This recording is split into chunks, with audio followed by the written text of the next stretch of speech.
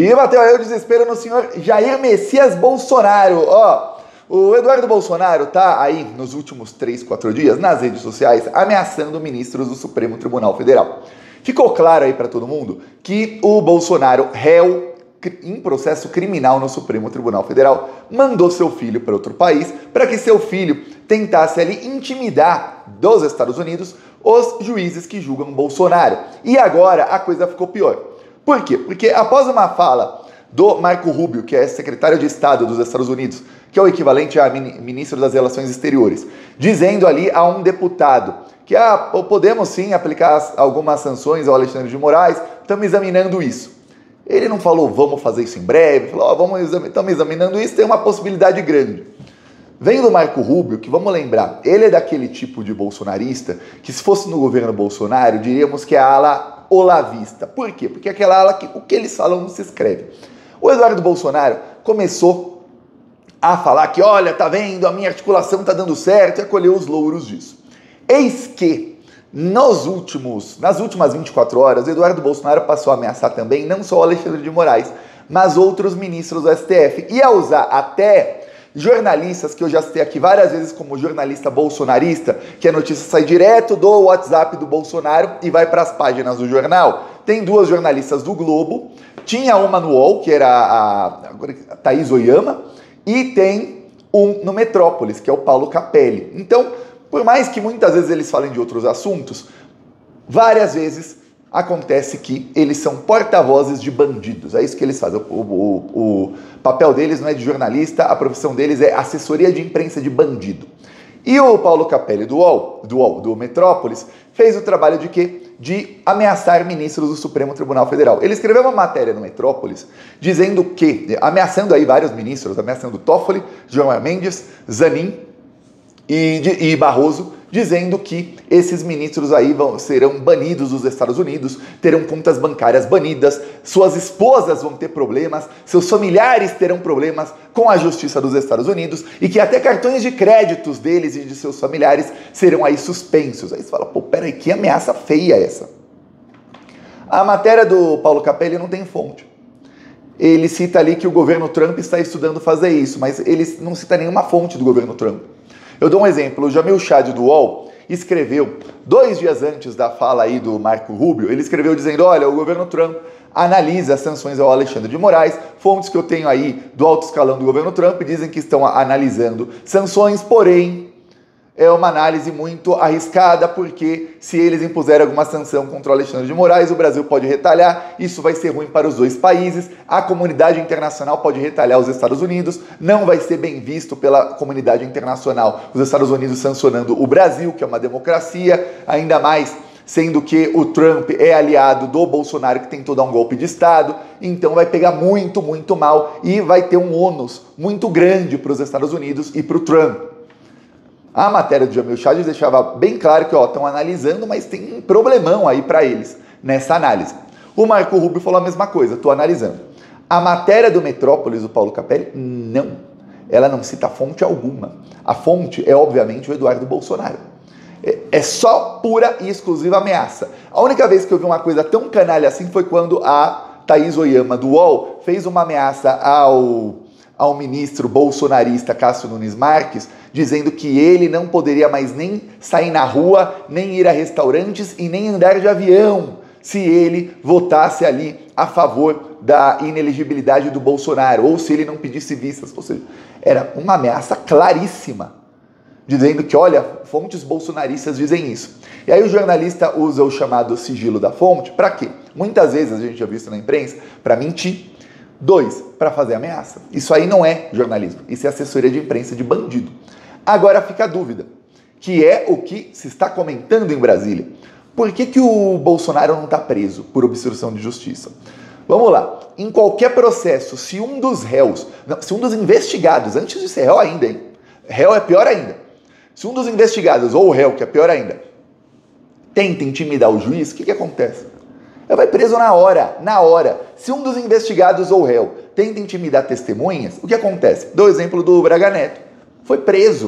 O Braga Neto foi preso porque ele estava intimidando o general Cídio, que é pai do tenente coronel Cídio. Ele não estava nem intimidando o tenente-coronel Cid, que é o delator. Não, estava intimidando o pai do delator.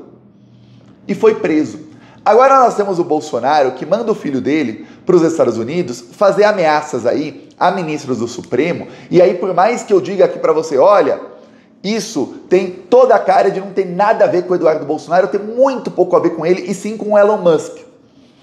Mas o Eduardo Bolsonaro é quem está colhendo os louros falando que foi ele. E a imprensa está acreditando também que foi ele. E os ministros do STF, alguns acreditam que é o Eduardo Bolsonaro, ou, como todo mundo sabe, tem um dedinho dele ali, mas pode não ser muito, mas tem. E queira ou não, é uma ameaça grave que estão fazendo aos ministros do Supremo. E o réu, que é o Jair Messias Bolsonaro, não vai preso. Não vai. Fica por isso mesmo. Quanto mais esses ministros se acovardam, mais a extrema-direita vai para cima deles. E olha, no caso de alguns como Barroso, eu vou falar, eu dou risada, porque ele é parte do problema, sempre foi. Quem plantou essa desgraça toda foi o Barroso, que tinha encontros íntimos com o Deltan Dallagnol na época da Lava Jato e mandava prender petistas sem prova e fazia a extrema-direita crescer. A extrema-direita cresceu, em parte, graças ao Barroso, ao próprio Toffoli e a outros aí.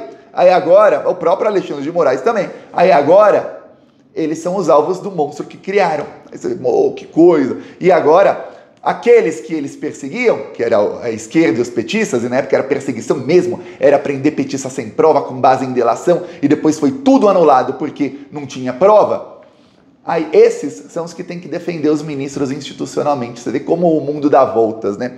Aí toda a população brasileira fica em problema, tivemos aí um golpe de Estado, todo mundo ficou mais pobre, isso abriu caminho para a extrema-direita, o Brasil ficou uma desgraça por causa da irresponsabilidade, não só da nossa imprensa, que é um lixo tóxico, é um câncer agressivo no Brasil, mas também de alguns ministros do STF que foram extremamente irresponsáveis. Só que agora eles são o alvo, aí fica difícil para eles, né? Olha, as matérias aí, também saiu uma matéria da Malu Gaspar, que é outra bolsonarista do Globo. Ela diz o seguinte, as sanções que estão querendo impor ao Alexandre de Moraes e depois a outros ministros do Supremo, dependendo da reação do Brasil, vai depender do timing do governo dos Estados Unidos, diz a Malu Gaspar, sem nenhuma fonte. Zero. A fonte dela é, obviamente, o Eduardo Bolsonaro. Olha, e aí eles vão primeiro pegar o Alexandre de Moraes, aí vão pegar outros ministros e suas esposas, porque vários ministros têm esposas que têm escritórios de advocacia, porque antes de serem ministros do STF, eram advogados. Eu dou o exemplo, Cristiano Zanin Martins era advogado sócio da sua esposa. Ele virou ministro, ela continua sendo advogada. O Toffoli, idem. E aí falando, olha, como é que funciona essa lei?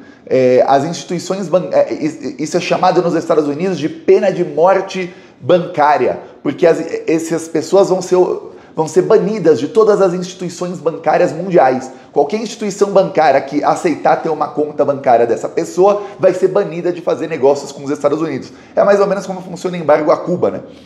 Ninguém é proibido de fazer negócios com Cuba, mas se fizer negócio com Cuba, você está banido dos Estados Unidos e banido de todo o sistema bancário dos Estados Unidos.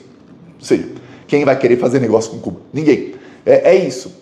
Esses ministros podem ter conta? Podem, mas o banco vai ser banido de todo o sistema.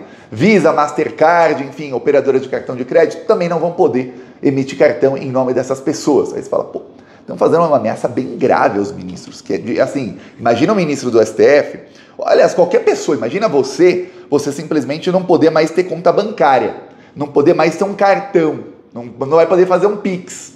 Imagine isso. Imagine os ministros do STF aí, muitos que até viajam aí para o exterior, talvez tenham contas em outros países e com essa ameaça. Advogados, advogadas aí, a ameaça se estende a seus familiares, aí você fala, peraí, se isso não é intimidação e obstrução de justiça, eu não faço ideia do que é. Querem que o Bolsonaro apareça com um revólver dando tiro no Alexandre de Moraes para enfim falar, nossa, parece que ele está obstruindo a justiça, hein? Parece que ele cometeu um crime. Nossa, eu acho que talvez seja crime. Falta isso? Olha, agora dá pra gente julgar ele por isso aí e prender daqui uns 15 anos. Será que falta isso? Pois bem, segundo aí ministros, tá na hora de acelerar aí o processo, acelerar a prisão. Porque quanto mais o STF demora, mais os golpistas se empoderam. Olha isso, sanções de Trump a Moraes podem atingir esposas de ministros do STF. Aí ele fala, as sanções do Trump podem atingir as esposas. A Casa Branca avalia que a maior parte da renda familiar de alguns magistrados do Supremo, como Moraes, seria composta pelas atividades jurídicas de seus cônjuges, por meio de escritórios de advocacia. A Casa Branca, de acordo com advogadas, mulheres de Cristiano Zanin, Dias Toffoli e Gilmar Mendes também são conhecidas pela atuação no meio jurídico. O salário bruto de um ministro é 46 mil, bruto, né? Líquido é menos. O governo Trump acredita que ministros poderão reagir quando sanções a Moraes forem aplicadas, de acordo com... E por isso considera punir outros magistrados da corte e seus cônjuges com bloqueios financeiros. Novamente, de acordo com... Lembrando, quando o Jamil Chad, que eu citei aqui, ele fala alguma coisa de acordo com fontes internacionais, o Jamil Chad, ele é repórter situado na Suíça, e ele tem fontes na ONU, ele tem fontes em órgãos internacionais, ele, no UOL, ele escreve há anos, há muitos anos, é o jornalista mais famoso do Brasil por falar de política internacional, e ele tem as fontes, ele escreve e acontece. O Paulo Capelli nunca escreveu sobre isso, nunca. Não dá para dizer, nossa, o Paulo Capelli tem fontes dentro da Casa Branca, ó, com certeza, não tem, ele nem citou fonte. É muito diferente de um repórter que você sabe que tem fontes. Porque ele escreve sobre isso há anos e anos e anos, sempre com fontes, e o que ele escreve vai se confirmando. Inclusive escreveu aí sobre a análise dessas sanções antes do Marco Rubio falar. Aí de repente veio outro repórter, que já falei aqui várias vezes, citei já matérias dele, dizendo, sai direto do WhatsApp do Bolsonaro para a página do Metrópolis. E tem as duas lá do Globo, e elas falam sem fonte alguma a narrativa que o Eduardo Bolsonaro quer. Se isso não é obstrução de justiça, olha, eu sou uma geladeira Brastemp, se isso não é obstrução de justiça, porque não tem como. Aí ele cita, o secretário de Justiça dos Estados Unidos, Marco Rubio, informou que há grande possibilidade de que Moraes seja sancionado pela lei Magnitsky. É a única coisa, essa única frase do Marco Rubio de 3 segundos é o que embasa toda uma matéria que não tem nada da frase dele. Só, a gente pode sancionar o Moraes, tem uma possibilidade. Aí, não, agora são as esposas, agora tem outros ministros do meio.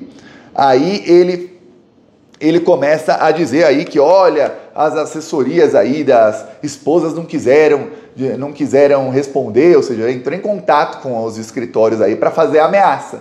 Falar, olha, o Trump vai te sancionar, você tem algo a dizer sobre isso? É uma ameaça velada, não é? Um repórter amigo do Eduardo Bolsonaro fazer isso. Aí depois a outra jornalista do Globo começa a explicar o que é a lei e tudo mais. Pois bem, agora o que acontece é, ministros disseram aí, até sai na matéria dele, que isso tende a avançar as investigações e o processo mais rápido. Vão acelerar agora as prisões e o processo. Está demorando. Já podia prender preventivamente por tentativa aí de obstrução de justiça. O Lindbergh Farias, que é o líder do PT na Câmara, ele pediu a prisão preventiva do Eduardo Bolsonaro, mas ele também pediu a apreensão do passaporte do Eduardo Bolsonaro há alguns meses e foi negada. Deveriam ter prendido o Eduardo Bolsonaro há alguns meses, mas não fizeram. E aí vai avançando aí a extrema-direita cada vez mais. Para piorar aí as coisas, nesse caso aí do avanço da extrema-direita, os ministros do STF indicam aí que, olha, a gente vai seguir o rito processual, mas e a prisão? E a prisão? A Polícia Federal, se dependesse da Polícia Federal, o Bolsonaro já estava preso, tá? A Polícia Federal chegou a pedir a prisão de várias pessoas que o Alexandre de Moraes negou. E aí depois a Polícia Federal deu um breque em pedir prisões. Vamos lembrar que até o Marcos Duval teve a prisão pedida pela Polícia Federal e o Alexandre de Moraes negou. E na época tinha todas as provas de obstrução de justiça do Marcos Duval. Ele deu para a Polícia Federal, sabendo, planejadamente, um celular fake. Um celular que ele tinha conversas fake. Para que a Polícia Federal achasse que ele conversou com uma pessoa que ele não conversou. Celular que ele levava o celular para alguns lugares, sem levar o dele, para parecer que ele ficou lá, deixava o celular em algum lugar, ficava lá por horas, depois ela ia buscar, ou mandava alguém buscar, para que a geolocalização do celular parecesse que ele se encontrou com fulano, com Beltrano. Isso é obstrução de justiça, olha, claríssima. O Alexandre de Moraes negou a prisão dele. E aí a Polícia Federal, isso foi em 2024, a Polícia Federal parou de pedir prisões, porque senão a próxima era do Bolsonaro. E aí pararam, peraí, o Alexandre tá negando, então não adianta a gente ficar pedindo prisão, que aí vão falar que a Polícia Federal tá perseguindo, tá indo demais atrás, sendo que o Alexandre de Moraes, que é o principal alvo aí da extrema-direita, nega os pedidos de prisão. Agora, o que se fala tem o pedido de prisão de Eduardo Bolsonaro e sairão aí mais pedidos de prisão de Jair Messias Bolsonaro. Falta o Alexandre de Moraes usar a canetinha mágica dele e mandar decretar logo a prisão, porque está claríssima a obstrução de justiça nesse caso. O Braga Neto, que é um bandido da pior espécie, foi preso por muito menos. Agora, se comparar isso com os petistas que eram presos sem prova na Lava Jato, aí, meu Deus do céu. Nossa Senhora, se fizessem o que está fazendo o Bolsonaro, seriam colocados numa masmorra. Prisão vamos aqui, não existe, mas agora existe. Prisão perpétua no Brasil. É isso que fariam, tá? Mas como é o Bolsonaro, como é alguém de direita, vamos. Veremos aí os próximos passos. Mas isso aí do Eduardo Bolsonaro mostra o desespero, porque ele sabe que eles vão acabar presos.